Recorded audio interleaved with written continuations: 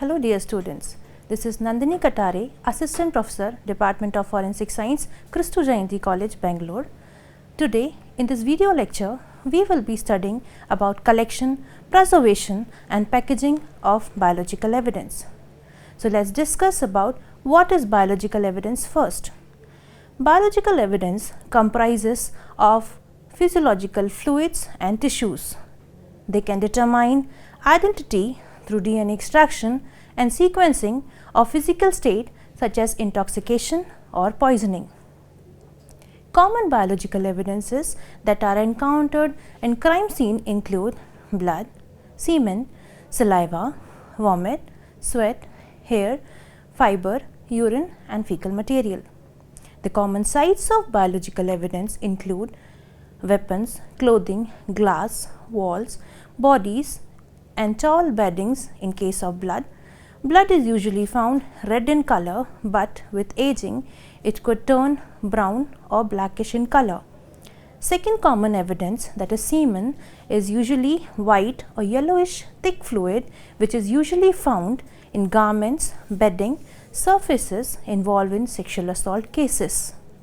Saliva, which is white frothy enzyme rich fluid, is usually found on clothing, cigarette butts, cups, bite marks, spit marks and is usually encountered in sexual offences.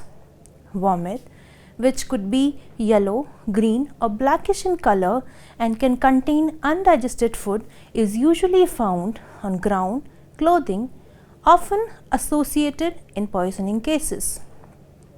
Talking about hair, its nature is thin, thread-like, usually black or brown in color, which is found on clothing, bedding or any surfaces due to contact transfer. Urine, which is usually transparent yellowish fluid, is found on clothing, bedding or surface in assault cases. Now, let's talk about collection of biological evidences. First, we will start with collection of blood. So, blood could be found on a stained surface or it could be found as a liquid blood. In case of stained surface, it could be a dried stain or a wet stain. In case of liquid, pool of blood may be found. So, let's discuss about collection of blood from stained surface.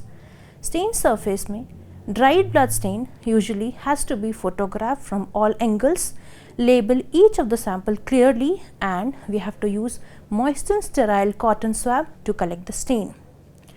After collecting the swab, they have to be air dried in order to prevent mold and bacterial growth.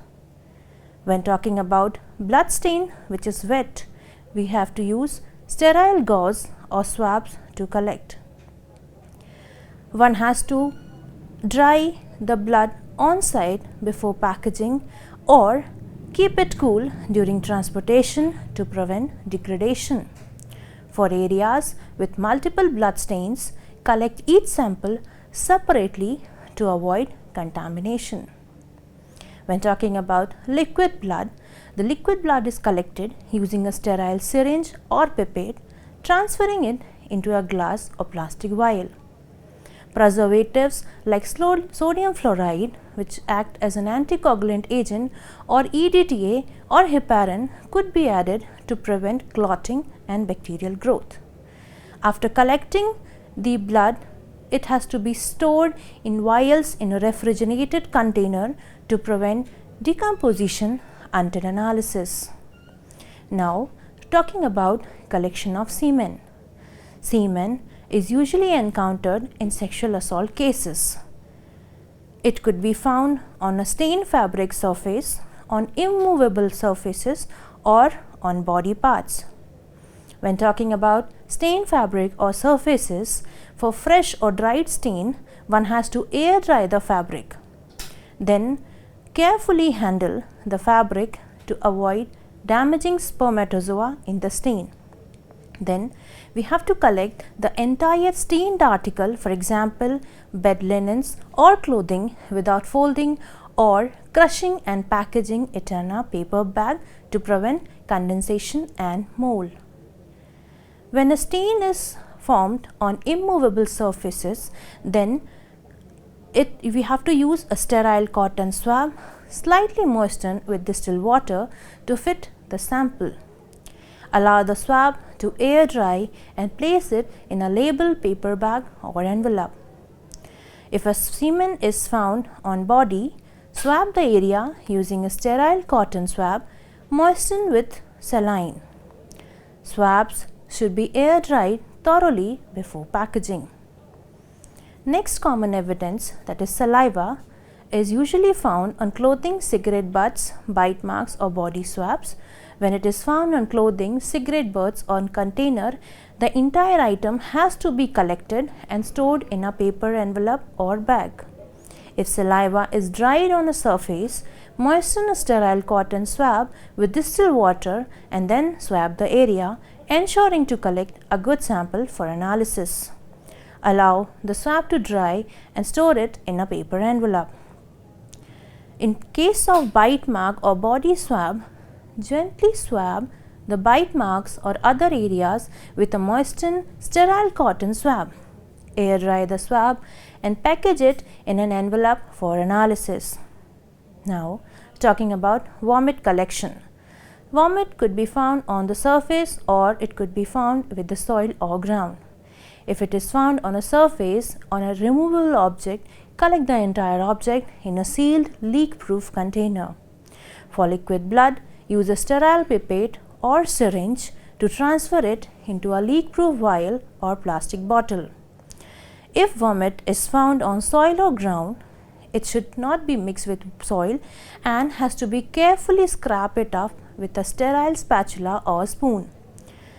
After collecting, it has to be stored in a tightly sealed container or plastic bottle to prevent leakage. Hair collection. Visible hair strand has to be collected using clean forceps to pick up any hair found on surfaces. Place each strand individually in a paper fold or a small envelope to prevent loss and contamination.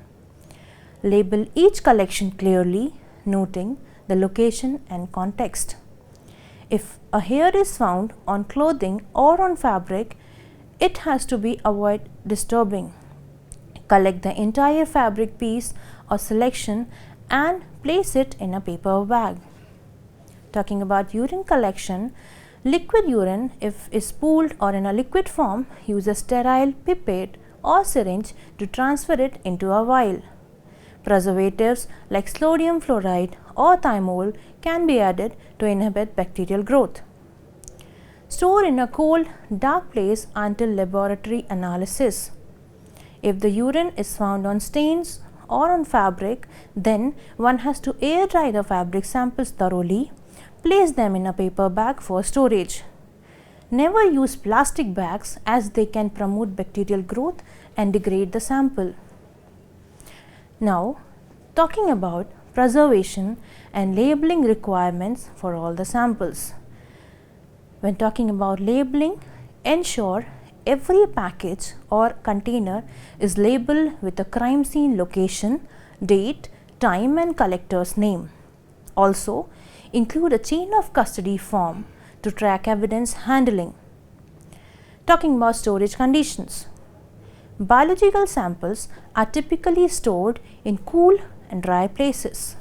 Avoid exposure to direct sunlight, excessive heat or humidity. Chain of custody is to be maintained after each transfer and handling of evidence to ensure admissibility in the court. Now, talking about packaging of evidences. Package evidence and seal the container to protect it from loss, cross transfer or contamination. Seal the package in such a manner that opening it causes obvious damage or alteration to the container or its seal.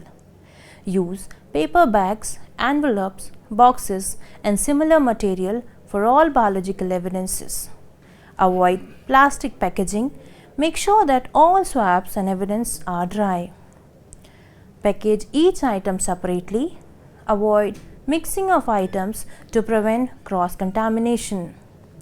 Swabs collected from a single item may be packaged in the same container. Mark each package with a detailed description that includes the item location where it was collected, name of the person who collected it, and date of collection. Seal each package with tape.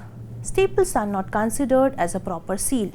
All seal must be marked to identify the person making the seal.